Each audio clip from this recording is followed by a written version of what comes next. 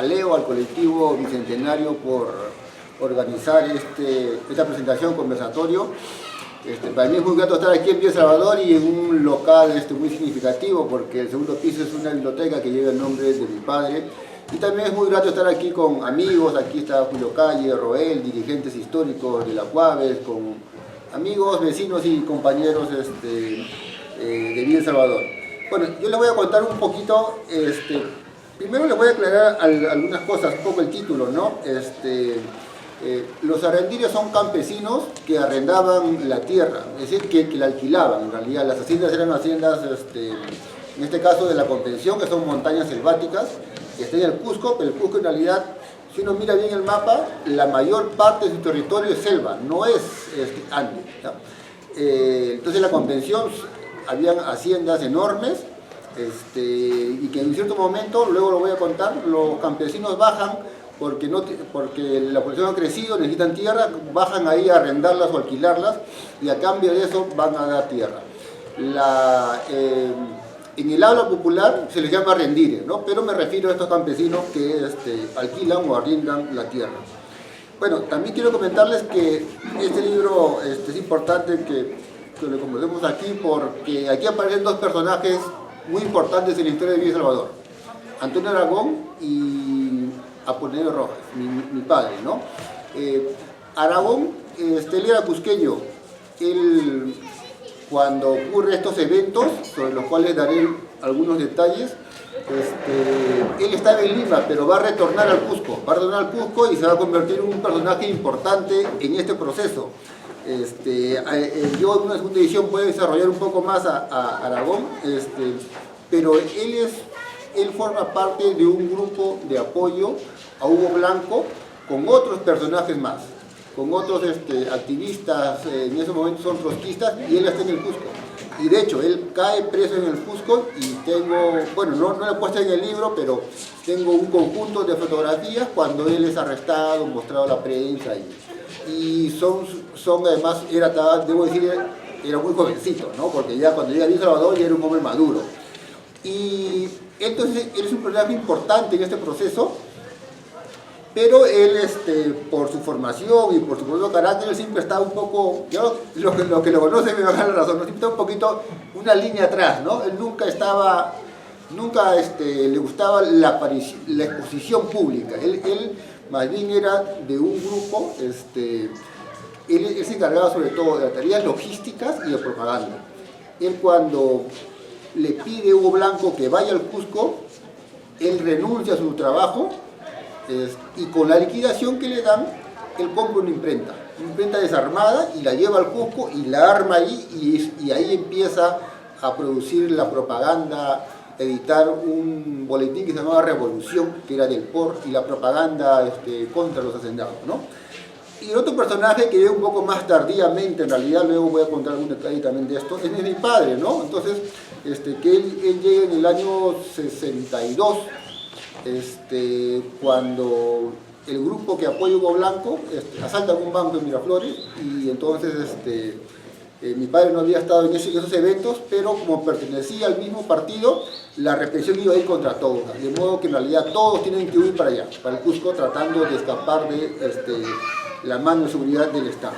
Entonces el libro también, digamos, habla sobre el Cusco, pero curiosamente también están presentes ahí dos personajes que van a ser importantes en Villa El Salvador, sobre todo en la década de los 70, ¿no? Antonio Aragón y mi padre son, pues, fundadores de la UAVES, y son actores importantes aquí en nuestro distrito. Bueno, voy a contarles un poco, de manera muy apretada, bien sintética, más o menos las columnas del libro, para invitarlos un poco, para despertar un poco su interés. El libro combina dos historias, una historia colectiva y una historia personal, que es la parte de mi abuelo y de mi familia, ¿no? Incluso de mi padre. La historia colectiva, bueno, nos ubicamos en la Convención, como les decía, son montañas de la selva, son grandes haciendas que producen muy poquito.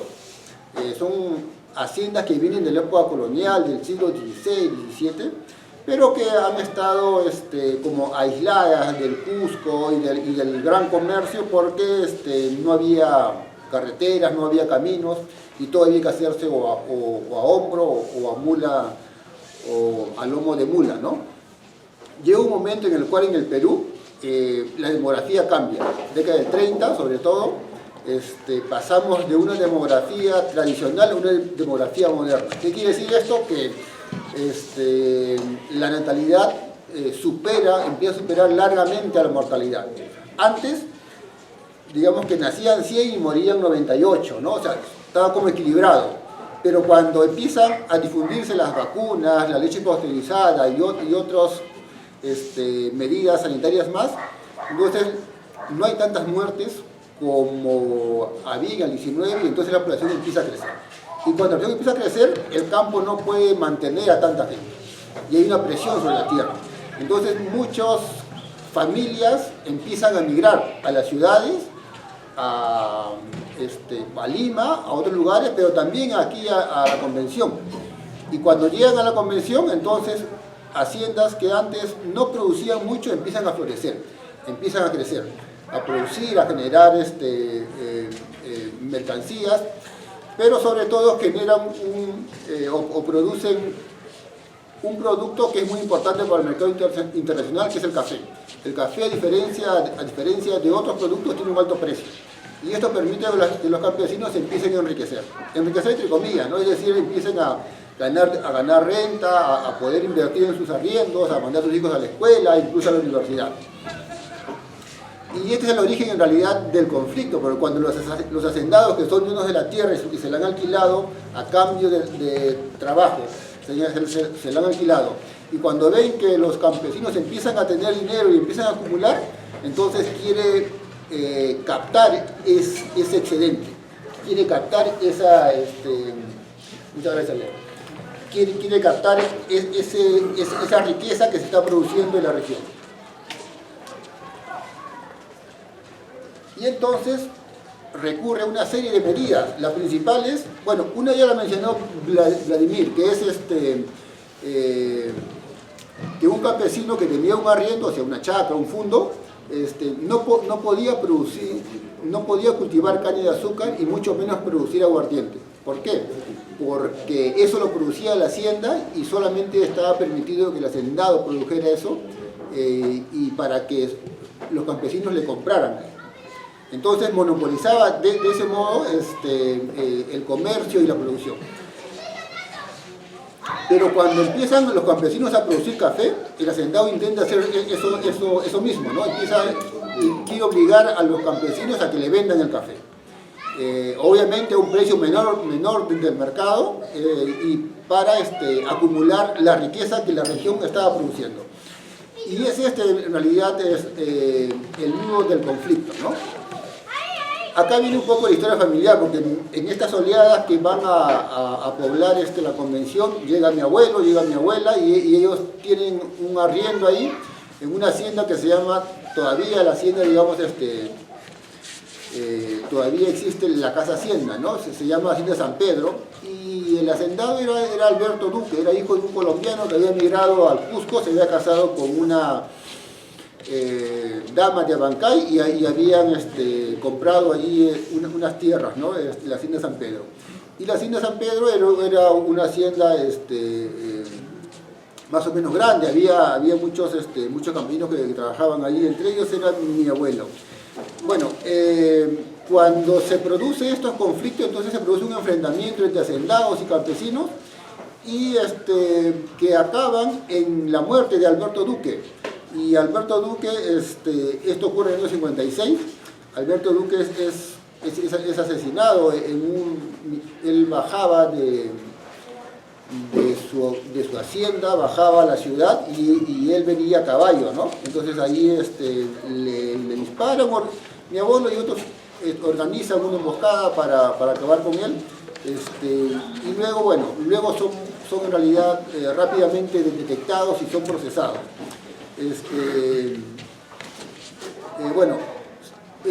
Con esto, en realidad, lo que pone de manifiesto es la gran conflictividad que había en la convención.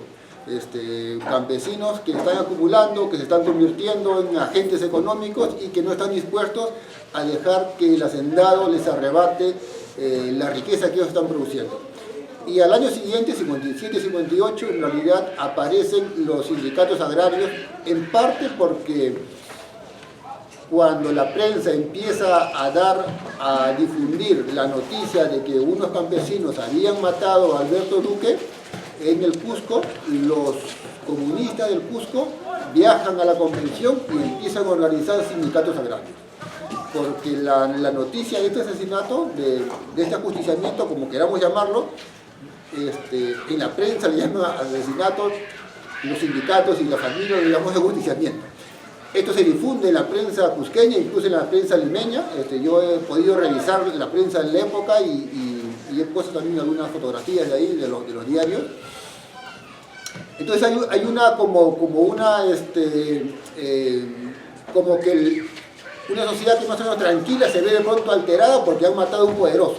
Y esto remueve pues la conciencia de muchos jóvenes y empiezan a viajar, abogados sobre todo, algunos están todavía vivos, viajan del Cusco a Quillabamba para ayudar a organizar los sindicatos a defenderse de los hacendados. Y entonces empiezan a organizar sindicatos agrarios, una cosa que no existía en el Perú. En el Perú había sindicatos de trabajadores, de construcción civil, obreros, pero sindicatos agrarios no existían. Es la primera zona en la que existe.